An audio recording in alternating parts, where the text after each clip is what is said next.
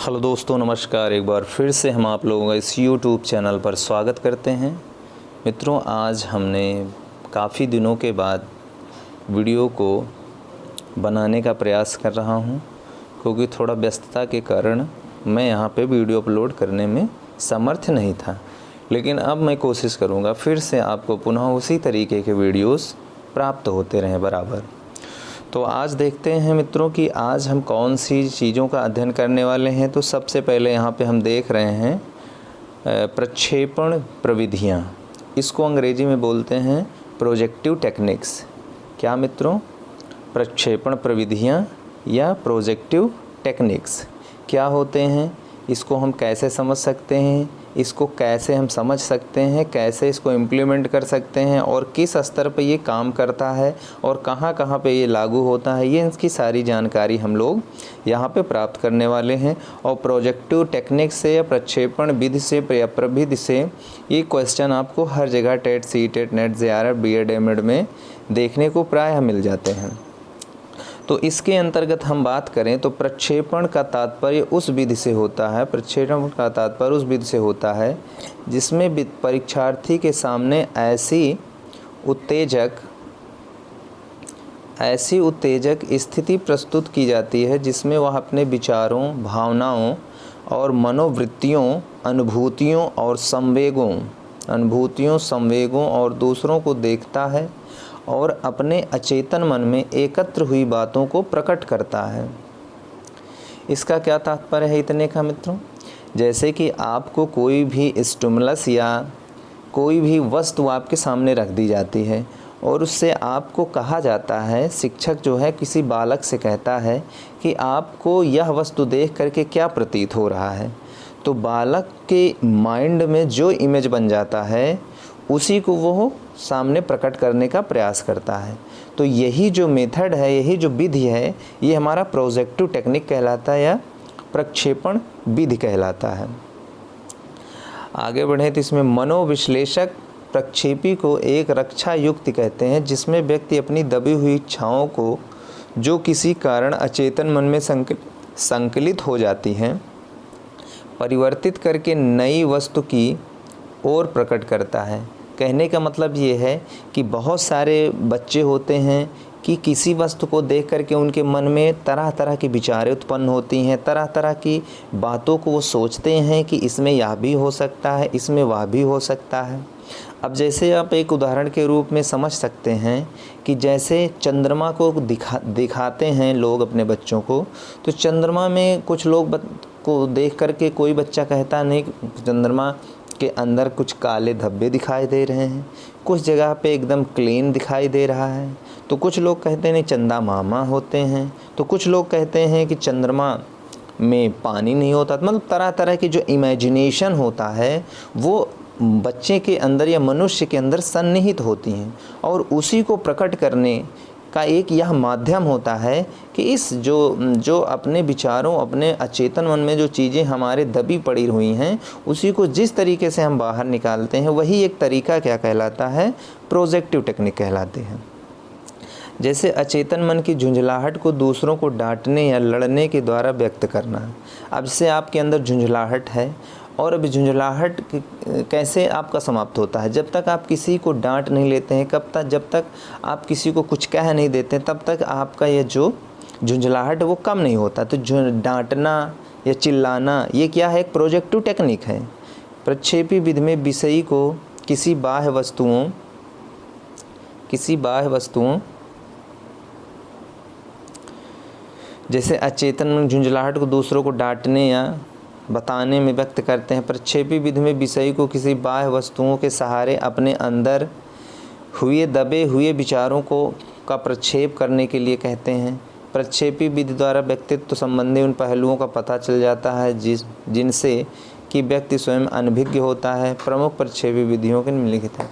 कुल मिला के यहाँ पे बहुत सारी ऐसे विचारें हैं, ऐसे दबी कुचली अचेतन मन में विचारें हम लोगों के रखी रहती हैं जो समय समय पे नहीं निकल पाते हैं। कुछ ऐसे परिस्थिति डेवलप हो जाती हैं, उसी दौरान वो निकल के आते हैं। तो वही हमारा प्रक्षेपण विधि के अंतर्गत आ जाता है। तो यहाँ पे हम अगर देखें तो प्रक्षेपण विधि के प्रकार होते हैं, जिसमें सबसे पहला है साहचर्य प्रविधि यानी एसोसिएशन टेक्निक, दूसरा है रचना प्रविधि कंस्ट्रक्शन टेक्निक, तीसरा है पूर्ति प्रविधियाँ कंप्लीशन टेक्निक्स, और चौथा है पसंद प्रविधियाँ ऑर्डरिंग आर चॉइसिंग टेक्निक्स, पांचवा है अभिव्यक्ति प्रविधियाँ एक्सप्रेशन टेक्निक्स। अब इसके अंतर्गत देखते हैं कि क्या क्या होती हैं। जैसे साहचर्य प्रविधि हमारे पास है, पहला हमारा साहचर्य प्रविधि है। तो इसमें क्या होता है, साहचर्य प्रविधि में व्यक्ति को अपने सम्मुख प्रस्तुत उद्दीपक से संबंधित कोई प्रतिक्रिया प्रस्तुत करनी होती है। प्रस्तुत किए गए उद्दीपक के आधार पर साहचर्य तकनीक भी कई प्रकार के हो सकते हैं, जैसे शब्द साहचर्य तकनीक, चित्र साहचर्य तकनीक तथा वाक्य साहचर्य तकनीक, जिनमें क्रमशः शब्दों, चित्रों तथा वाक्यों को उद्दीपन के रूप में प्रस्तुत किया जाता है तथा उन पर व्यक्ति की प्रतिक्रियाएं प्राप्त की जाती हैं। अब साहचर्य प्रवृत्ति से तात्पर्य यह होता है वही चीज़ कि कोई भी आपके सामने वस्तु दे दिया जाता है, जैसे कोई शब्द दे दिया जाता है कि जैसे कोई कटहल से आप कोई दो शब्द बनाइए, तो आपको कटहल से क्या क्या शब्द बना सकता है बालक, वो एसोसिएट करता है। जैसे कटहल सब्जी के लिए होता है, कटहल पेड़ पर होता है, कटहल को हम पका सकते हैं, कटहल कच्चे होते हैं। तो इस तरीके के जो शब्द बनाए जा रहे हैं एक साहचर्य प्रविधि यानी शब्दों के जाल के द्वारा, किसी एक विशेष शब्द के द्वारा हम कई सारी चीज़ों सेंटेंस यानी वाक्य का निर्माण कर पा रहे हैं। तो ये क्या है, हम कटहल के द्वारा चीज़ों को एसोसिएट कर रहे हैं। तो साहचर्य प्रविधि यहाँ पे ये उत्पन्न हो जाता है। अब कैसे कोई चित्र देख लिए, जैसे श्री राम का चित्र देख लिए, तो श्री राम का चित्र देखने के बाद लोगों नहीं, राम बहुत ही दयालु थे, राम एक महान राजा थे, राम एक सत्यवादी राजा थे, राम एक स्त्री को सम्मान देने वाले राजा थे। तो इस तरीके से कई सारे आप शब्द एसोसिएट कर सकते हैं।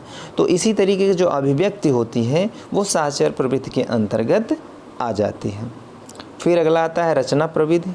रचना प्रविधि में व्यक्ति को अपने सामने प्रस्तुत उद्दीपकों के आधार पर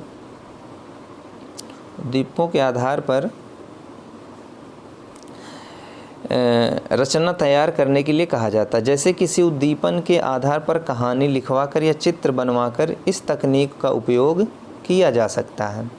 अब जैसे आपको कोई चित्र दे दिया गया रचना प्रविधि में, जैसे आपके सामने कोई मोबाइल दे दिया गया, तो अब आपको ये कहा जाएगा कि इस मोबाइल के बारे में आप कितना जानते हैं, क्या क्या जानते हैं, या किस प्रकार की आप सोच रखते हैं।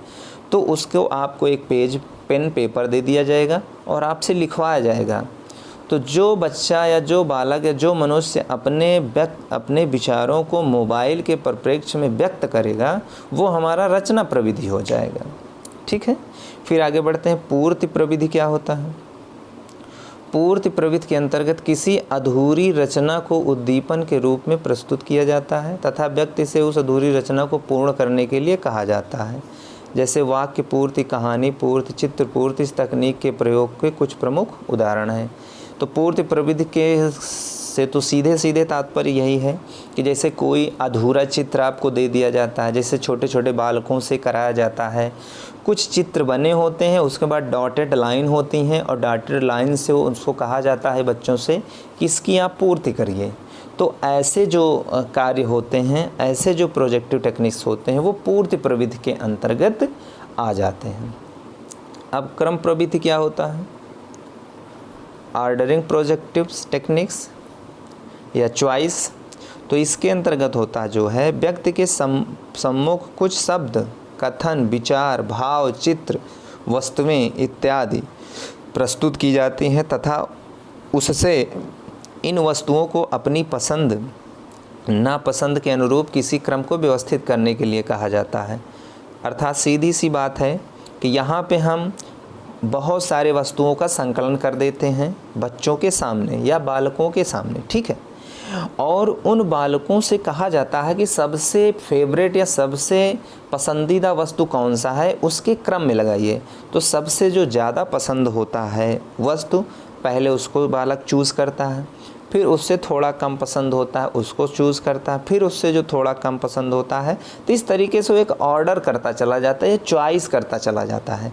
तो इसी प्रविधि को हम लोग क्या कहते हैं, ऑर्डरिंग प्रोजेक्टिव टेक्निक या चॉइस प्रोजेक्टिव टेक्निक कह देते हैं। ठीक है मित्रों, यद्यपि उपरोक्त वर्णित प्रकार के प्रक्षेपी प्रविधियों के आधार अनेक प्रक्षेपी परीक्षणों का निर्माण किया जा चुका है, तथापि जैसे रोसा, इसमें प्रक्षेपण विधि का सबसे ज़्यादा इस्तेमाल हम लोग व्यक्तित्व परीक्षण के लिए करते हैं, जिसमें TAT परीक्षण है, CAT परीक्षण है। ठीक है, इनके अतिरिक्त जैसे इसमें लिखा भी हुआ है, लक्ष्य परीक्षण था, मर प्रासंगिक अंतर्बोध परीक्षण प्रक्षेपीय प्रविधि के अनुप्रयोग के सर्वाधिक प्रचलित रूप हैं। इनके अतिरिक्त बाल अंतर्बोध, CAT शब्द साहचर्य परीक्षण, ड्रा, एमन आदि परीक्षणों के द्वारा भी व्यक्तित्व के प्रक्षेपी प्रविधि का प्रयोग करके मापा जाता है। तो इस तरीके से इस प्रकार की जो प्रक्षेपण प्रविधियाँ होती हैं, अर्थात इस तरीके से हम कंक्लूजन के फॉर्म में कह सकते हैं कि जो प्रक्षेपण प्रविधियाँ हैं या प्रोजेक्टिव टेक्निक जो होती हैं, किसी बालक के अंदर दबे हुए विचारों, भावनाओं, विकृतियों आदि को जिसके माध्यम से हम निकालने का प्रयास करते हैं, वह हमारा प्रोजेक्टिव प्रविधि कहलाता है या प्रोजेक्टिव टेक्निक कहलाता है या प्रक्षेपण विधि कहलाता है। तो वीडियो कैसा लगा इसको आप कमेंट के माध्यम से ज़रूर बताइएगा और अपने दोस्तों के साथ शेयर भी कर लीजिएगा। फिर मिलते हैं नए वीडियो के साथ, तब तक के लिए मित्रों जय हिंद।